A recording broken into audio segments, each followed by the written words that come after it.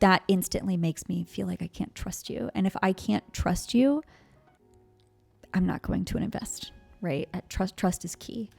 I think beyond that, and we talked a little bit about like founders need to be able to, sell their story, right? They need to be able to attract people and get people excited, whether it's your employees, your customers, your investors, everyone, you have to have that element as a founder. But I think you also have to have the element as a founder of being someone who, works hard, who can deliver, who has operational excellence. When we talk about founder market fit, I'm asking the question often, right? So I'm thinking about the market, is this the right time? Then I'm thinking about founder market fit, is this the right person?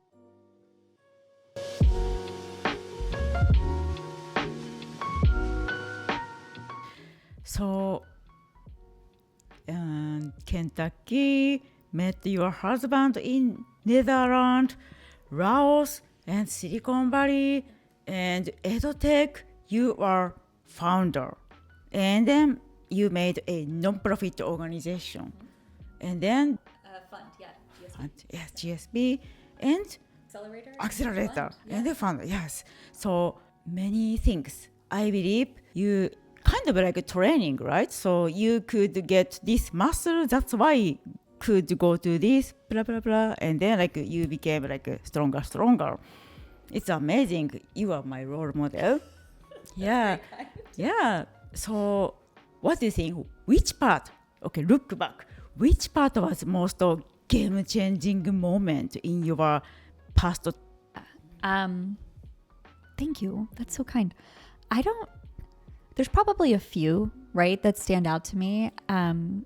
Once upon a time, I was here in the US, I was in law school, and I really thought like, I had this vision and my life was kind of planned out. And I really thought I was living in Kentucky.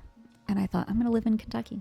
I'm going to be here forever. And I'm going to be a lawyer. And I'm going to do this. And I'm going to do that. And eventually I'll be a partner at a law firm. And that's my life. And I left. And basically everyone around me thought it was crazy. They were like, Laos. I don't think people had even... My mom didn't know where Laos was, right? Yeah, like, can you show me on a map? But it was, for me, it opened up a worldview that I didn't have before, right? And traveling, not everyone, I was very privileged to be able to travel, and not everyone can, but talking to people from different backgrounds and understanding, oh, wow, like that is different. And, how do I look at that through my cultural lens versus someone else's cultural lens? And I think those experiences and seeing people so different thrive, and I think that shaped a lot of my worldview and a lot of who I am today. And I think it also it maybe allowed me to see that there was more, like I could do more than I thought.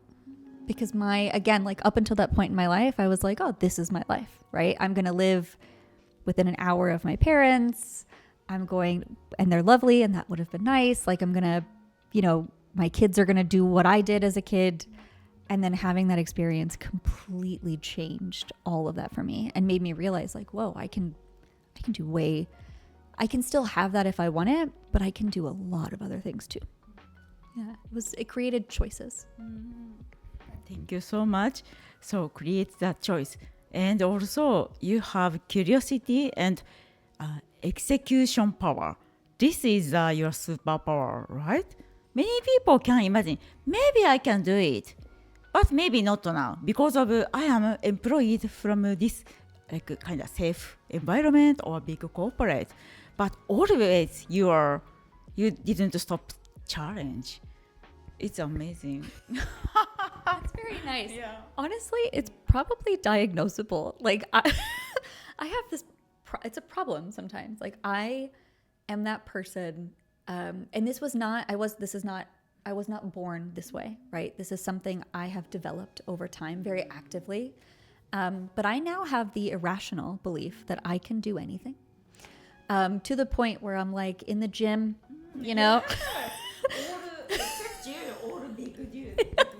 Yeah, like all these giant guys, and I'm just in the gym, like right next to them. Like, yeah, I'm gonna do that one day. That's probably not true. I probably will never lift 300 pounds, and that's fine. But I think I've cultivated in myself a feeling that I always start with I can do this. This mindset is so important. Yeah, I love it. So yeah, I saw you are one of LinkedIn post.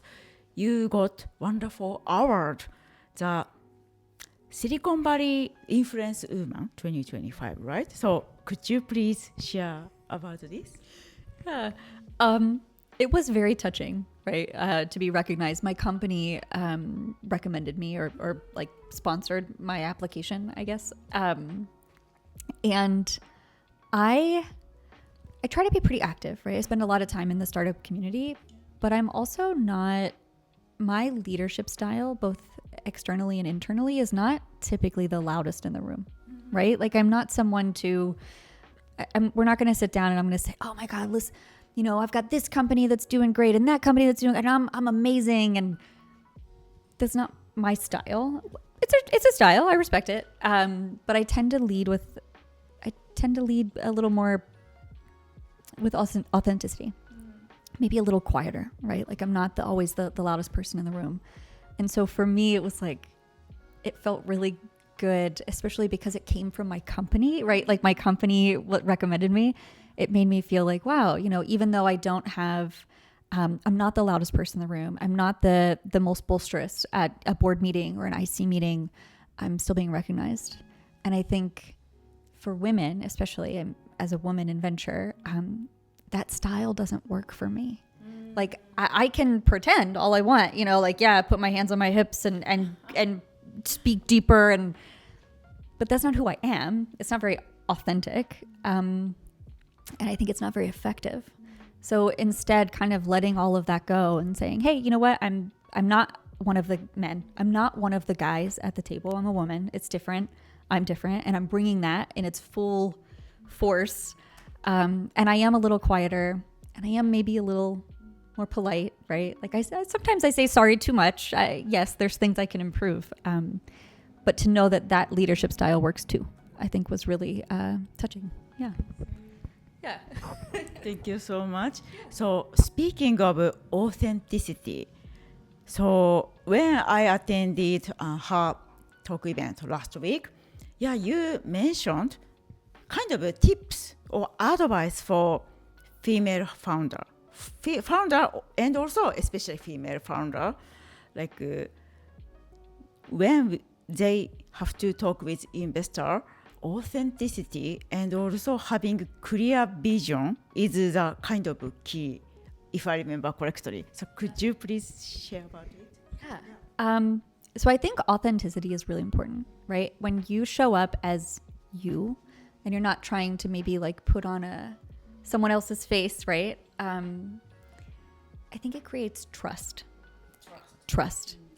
If I know you and you are authentic, and you talk to me and you authentically talk to other people, you're probably not like, you're telling us all the same thing. You're the same kind of general person around everyone. Now, the way I behave in front of my grandmother is maybe different than on a Friday night with my friends. Sure. There's, I'm a human, there's a range. But I think authenticity leads to a lot of behavior that feels genuine and trustworthy. I can predict your behavior. I trust that you are going to be honest in business, right? Those types of things. And I think that is vital. If we find, and I can tell you from like a due diligence perspective, this happens where a founder will tell me something throughout the process, or someone on my team. And it can be anything, but as an example, our revenue is $1 million. We have $1 million ARR. You're like, oh, amazing. Then we talk for another few weeks. We're getting a little deeper in diligence. They send me their P&L. Wait a second. You don't have $1 million in ARR. Maybe you have $600K and contracted revenue, right?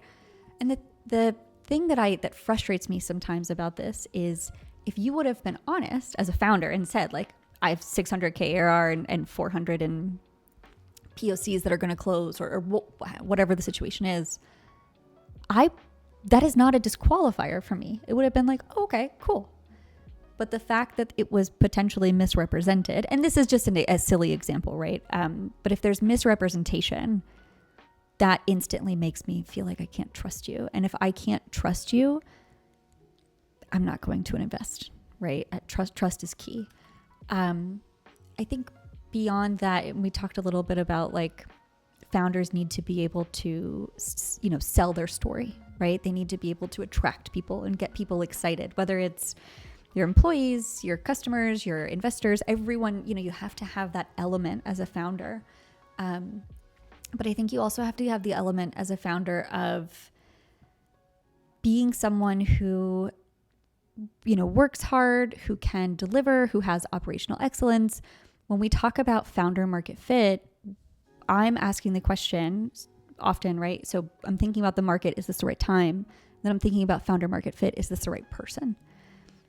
And there's different ways we can get there. And if you're not the right person on your own, right? So like maybe you're very deeply technical and you have some experience in this space, but maybe you don't feel confident like you're someone who can attract investors, customers, employees.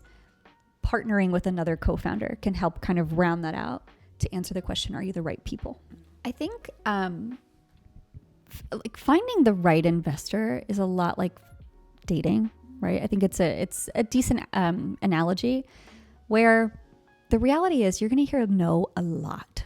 Like you're going to hear no 99 times. It only takes one yes.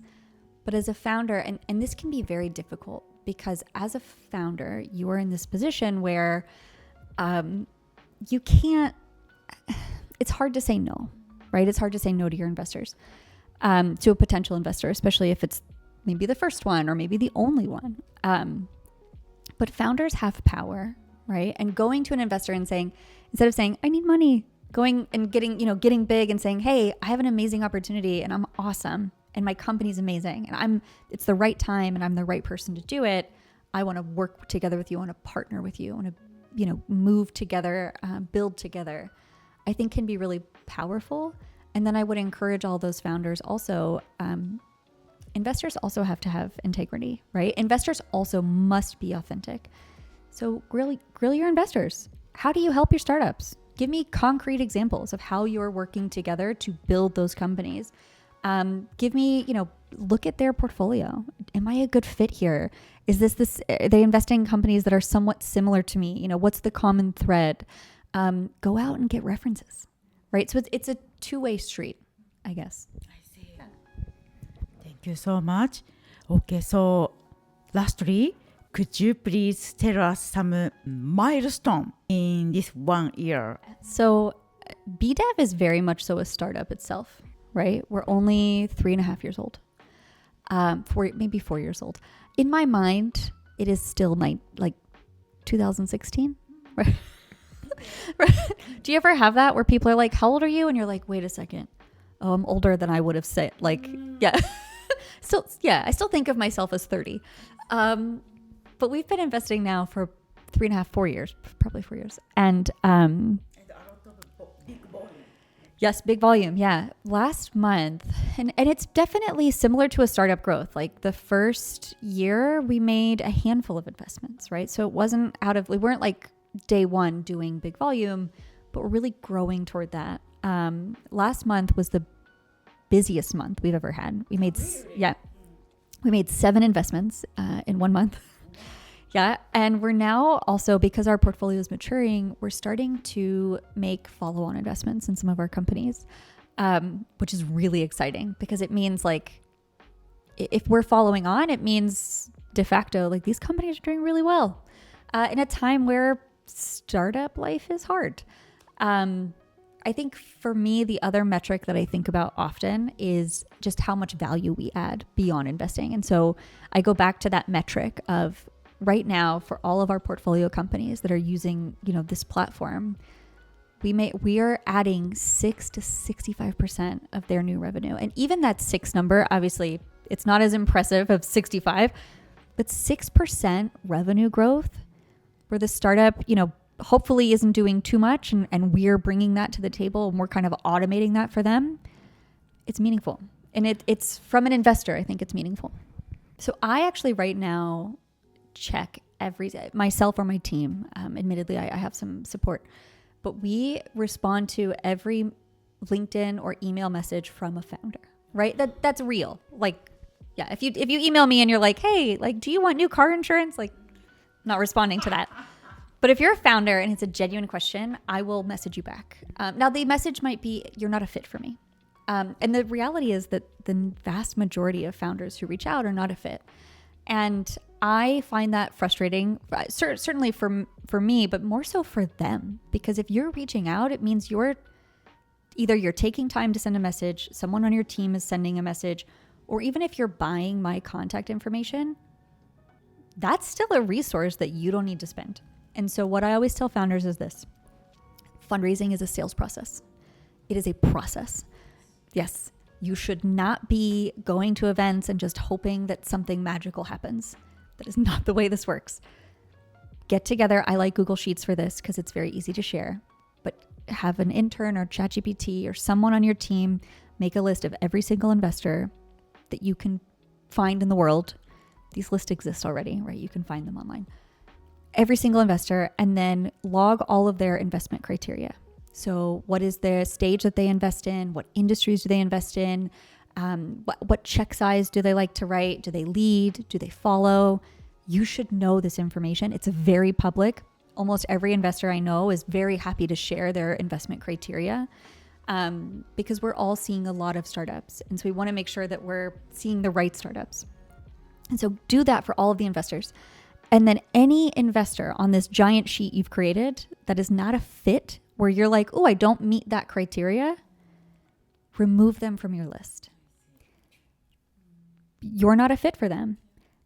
I invest in B2B software. The greatest B2C company in the world could come up to me and I can know it and they can like proof on paper, here you go, we're the greatest company in the world. I'm still not going to invest because that's outside of my thesis. And if you look at my investment criteria in all of our portfolio companies, you will see that there is nothing B2C there. So why waste your time talking to me? So go through, make this list, tier the list. Tier 1 is where you're the best fit for their criteria. That may be tier 1 funds, right? So we talk about tier 1 funds. Maybe that is a Sequoia or an Andreessen. Maybe it's not. And that's also fine. Tier 1 in this list should be where you're the best fit as a startup. Then tier 2 is like, yeah, we're a pretty good fit. Tier 3 is like, maybe. Start with your maybes, right? Get your reps in, right? Learn before you get up. Your first pitch shouldn't be to the one investor who you think is the perfect investor for you. Get a few, learnings in first. But I would take, the reason I say Google Sheets is this. You're going to take that list. Now you've qualified every single investor on this list is a potential match for you. Send it to every single person you know and get introductions. Yes. 70% of our deal flow comes through introductions. Wow. Okay. That's probably low. I bet most VCs, because we're pretty open, we do a lot of events, like we're a new fund, so we are thinking about branding. And so we have other channels. Most VCs, that number is probably even higher. I know investors who won't talk to anyone who they're not introduced to. So focus on the introduction side rather than getting on LinkedIn. And I know founders are doing this, right? You're getting on LinkedIn and you're just like investor, and then you're messaging anyone who pops up as an investor. That's, in the end of the day, even though it feels faster, that is going to you're going to spend a lot more money and time than going about it as a sales process. I see. That's why. So, thanks. No, in order to get great introduction, we need to make trust. And to make trust, we need to join correct community. That's why, as you mentioned, we had better to live in Silicon Valley. I think that's a part of it. I think Silicon Valley is so unique in that we have amazing talent. We have amazing venture capitalists, right? But we also have amazing, and there's a lot of great things here, the weather included. But we have amazing founders who have been successful and are now advising, coaching, investing as angels. That is unique. Most places in the world, if you're a founder and you're really successful, like where I grew up, you know, in the Midwest or the South, out on the East Coast, I'm not going to stay there. If I'm a billionaire, I'm not going to be like, cool, like, I want to live here. No, I'm going to go somewhere with amazing weather, with amazing, you know, with just a very different approach. And Silicon Valley has a lot of that. So we have people who really stay here. So the ecosystem is really strong. I find it funny sometimes, like Silicon Valley is a small community. It shockingly, like, I mean that, because I find that I will connect with people and I'm like, oh, we know 200 of the same people, right? Like we have all of these different connections. And once you're kind of a member of that community, introductions are a lot easier. So if you're a foreign founder, you're a founder not from Silicon Valley, or maybe you're from the East Coast of the United States, maybe you're from Japan, Germany, wherever, spend some time here. Even if you don't decide to move here, spend some time here. I think it's really valuable. Keshia, totally agree with you. Because last year, the reason why I stay in Palo Alto 3 weeks, and then after that, eventually almost 4 months, I stayed in Silicon Valley by my just a visitor visa was same. I wanted to join good community. I wanted to meet cool people. That's why I did rule. When someone asked to me to help their event, I said always, yes, why not? Why not? Volunteer. It's good. Right? Yeah. I feel like people in Silicon Valley say yes more, right? There's a part of the culture here. Everyone's kind of, there's definitely this understanding of like, I'm going to help you and one day it will come back to me. And maybe it's not you, maybe somebody else will do me a favor, and I have that mentality, especially with earlier stage founders of I will, you know, if we hit it off and things are going well and I think what you're doing is really interesting, I will introduce other investors to you. I will maybe give you some feedback on your pitch deck or meet you for a coffee. And not because like maybe you're too early for me to invest or maybe you're not a fit for our fund for a different reason. But I see it as a part of my job and my role in the venture community. And I think a lot of people do to just spend time and support the larger ecosystem. Even if there's not like a direct return on investment, that's okay. Yeah, I love that. So what kind of a child were you when you were little in Kentucky? Yeah, I was kind of a wild child, actually. Yeah, I had a lot of fun, especially in high school. But then got to college and yeah, it's like settled down. But you went to Laos. Yeah. I was very rambunctious, I guess, right? Always getting into a little bit of trouble. I see. What is your superpower? That's a really good question. I think within the context of work, one of the things that I do naturally that I enjoy and I get a lot of energy from is community building. Like I like people. And so I find I naturally kind of gravitate toward, you know, bigger events, more inclusive, connecting other people. And that's been really great for my job. So, yeah. I love that. Okay, so what do you think? What is your ideal situation 10 years later? Whatever, your personal. Yeah. That's a good question. My hope is that in 10 years, everyone in my family is still healthy and happy and that I'm still working in venture and you know, AI hasn't completely replaced my job. I'm half joking with that one. But I hope also some of the companies that we're working with today see those big exits, right? That they really start to grow toward that, because I think it is. So I got into venture because I was an operator and I really love building, and I'm a little removed from that today. But I mean this genuinely, like startup success, our portfolio company's success is our success, and I cheer them on and like celebrate their wins sometimes as much as they do. It may not feel that way always, but that's my hope. Thank you.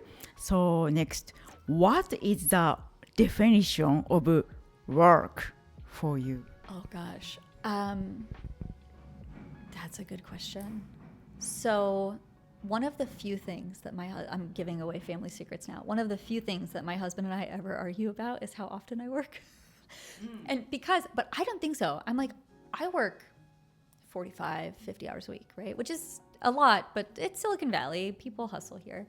The problem I have is I don't turn off, right? So we'll be at a party with friends and it's Silicon Valley, so someone's a founder. And I have this weird, unintentionally, I will always find them and we will always talk about startups or investing because I enjoy it, right? This is what I do for, if I weren't getting paid, I would probably still be doing some of this for fun. And so I don't know how to define work. I'm going to define work as,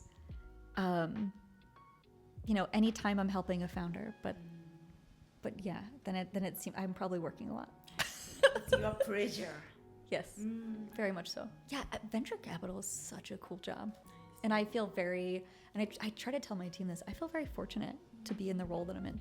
Like I get to play even if it's a small part, like I get to play a part in shaping the future of technology and supporting founders and watching companies grow, which is so much fun. Yeah. Thank you. I know you really love what you do. But if you had to get 3 months sabbatical, what do you want to do? I would take it. Where would I go? You know what? We bought an Airstream. Do you know what an Airstream is? Airstream. What is it? I'm going to show you a picture. Can I show you a picture? It's, but it's a very... Trailer! You bought trailer! I bought a trailer. Okay. Yes, I did. And it is really cool and really fun. And I would go travel the country. We've done a few big trips here. I'm trying to find like a decent picture. So this is my truck. Super cool. Like a beautiful silver color kind of cabin. What Like, can I say? yeah, very American, right? Yeah. And it's really fun. And I would go camping. Yeah, and hiking and staring up at the stars and just being out in nature. Okay, so you or your husband, who came up with this wonderful idea to purchase that truck? That's a good question. I want to say my husband was more excited, but actually it turns out that I love it way more than he does. Like it is so much fun to be out in the middle. In the United States, especially the western part of the United States, we have such amazing nature. And so to be able to go out for like a week, and it's a pretty fancy one. Like it has a standing desk inside, and with Starlink, you can basically connect from anywhere. So going on like a 2-week adventure where when you close your work for the day, and I'm very privileged to be able to sometimes, not always, but sometimes work remote. You close your computer for the day and you're just like, you're at the trailhead, right? Like you're next to the rocks that you want to climb that night. And that's cool. Yeah, it's really fun. I love that feeling. And I think hopefully we've all had this where you're out in nature and there's no one around and you can just sit and it's quiet, right? And you can like listen to nature, you can listen to the animals and the trees or whatever. Yes. Yeah. And there's a lot, this is partly how I justify the Airstream. It was very expensive. And so there is a lot of scientific research that shows how important that connection is for mental health and productivity. In Japan, they have forest bathing. I think I'm translating that right, right? The concept of just being in the forest. Yeah, we said 森林浴, like forest bath. Yeah, you are right. Yeah. See? Yeah, and this is not, this is kind of ancient wisdom, I guess, in a sense, right? People have been doing this since we've been people. But now there's a lot of science to support, like, no, this is really helpful. Yeah. Go bathe in a forest. This is important. Yeah, you are right. Touch trees. Yes, it's super important. I do CrossFit 5 days a week. What is this? It's not familiar in Japan. Oh, it's like really it's an intense workout. It's an hour-long class, and it's a lot of weightlifting. Like, yeah, like the big barbells. And honestly, okay, so I started about 2 years ago. And when I started, I was like, it's a lot of big guys, like big guys, right? Like the big muscly, like yeah. Okay. And my husband wanted to do it, and candidly, like there's a CrossFit gym we can walk to, which is pretty nice. And I was like, I don't think this is for me, but I tried it because I was like, I'll try anything. I did a month, and I love it. Yeah. And I love it. It is, it's like a community. So there's guys like lifting, 300 pounds, 400 pounds. And I'm in there lifting like 75. And they are just as excited when I go from 75 to 80. And I'm like, I did it, and they're like cheering me on. It's a cool community. And it helps me with stress because I do the same thing. Like I'll lay in bed and remember like, oh, when I was 12, I said something stupid, right? Like, no one else remembers that, but my brain is like, you should think about this before sleep. And it helps with that. And then I cut out caffeine after, maybe now, like after 4 p.m., no more caffeine. Yeah, but CrossFit, that is, yeah. Yeah. That's why you can go to bed at 9:30 and deep sleep and then wake up. So stressed out. Let's start the new day like that. Yeah, literally. I at least probably once a week I get 10 or 11 hours of sleep, if not 2 or 3 times. I also don't have children.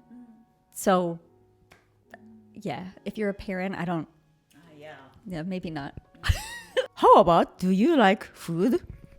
I love food. Okay. Yeah. Yes. So I'm a vegetarian. Oh, really? Yes.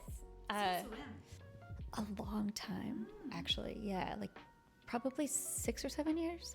Before that, I was pescatarian, and before that, I was like meat, but only once a week. So it's been a slow transition. Mm-hmm. I love food though, and I've had the opportunity to travel a lot around the world. The only reason I do CrossFit is so that I can eat more. Like, I'm going to be very clear. Don't care about being fit. Care very much about food. And all foods. Savory, sweet, all of it. Yeah. Do you like cooking? I love cooking. Me too. Yeah. And my husband's a really amazing gardener. So we always have like fresh things in our kitchen, which is pretty cool. I see. Yeah. So I can imagine go to the nature also. What can I say? Change our mindset and then return to our brain fresh. And also cooking is move our hands. Yes. Creation. We don't touch our screen. So I really love cooking with someone. It's kind of supernatural, right? Yeah. I agree. And so there's also research to suggest one of the reasons that the Mediterranean diet or blue zones, right? So there's blue zones throughout the world where people are particularly healthy. And one of the common lifestyles that they share is that they have strong communities and that they cook together, right? So like, which is beautiful. I just bought, last year I bought an uni. Uni? An uni. Uni, like sushis. No, that is also uni. Okay. But I think in English we would spell that U. This is uni, OONI, okay. And it's this giant pizza oven. We have it. Yeah, we have it on our deck. It's a fun fact of Keshia. She has a wonderful oven. It's called uni. Okay. And it makes it gets to like 800 degrees or something, right? It gets very, very, very hot. And you can bake pizzas on it. It has a big stone, so you can bake pizzas in like 5 minutes, right? Like you would at like a fancy brick oven pizza restaurant. But you can also do cakes and cookies and salad. Like you can do like vegetables for a salad, and you can do halloumi cheeses. And so I've been doing a lot of this. With your husband and also your community? Yes, yeah. My husband is a great sous chef. Yeah. Cooking is not he doesn't love it, but that's okay. Teamwork. Yeah. He does all the laundry, so it balances. Okay, so last question. So I'm curious, you and your husband met since when you are super young, like a college student. So have you ever thought to make company with him? Yeah, actually, yes. We have written a few different business plans together. One of them, so my husband's Dutch, and one of the business plans that we've talked about is bringing like Dutch snack food to, which is a lot of Indonesian food or Suriname. Yes, because the Netherlands colonized those areas, and so we've talked about starting a food truck with those types of snacks because they're delicious and they're quite unusual. Like here, I think in the US, you don't see a lot of that type of flavor combinations that they have. So maybe if either of us ever get like a true break, maybe. Yeah, I would love to like help or taste. Thank you for your service. Amazing. Cool. Okay, so you have wonderful like sharing experience and also planning the future company. Amazing. Food. We love food. Well, I love food, and he comes along for the ride. Yeah, I believe this is the kind of tips to have good, what can I say, partnership in long term. I need to learn from her. Yeah, thank you so much. 1 hour talk. Thank you so much. Thank you. Yeah, this was so nice. Genuinely, I appreciate it. Yeah, so maybe next time we can eat some good snack or veggie food. I would love that. Although I have been stealing some of your blueberries, so they're very good. Thank you. Bye bye. The 3 key takeaways from conversation with Keshia. Part 2. 1. Resilience is a skill, not personality trait. Example.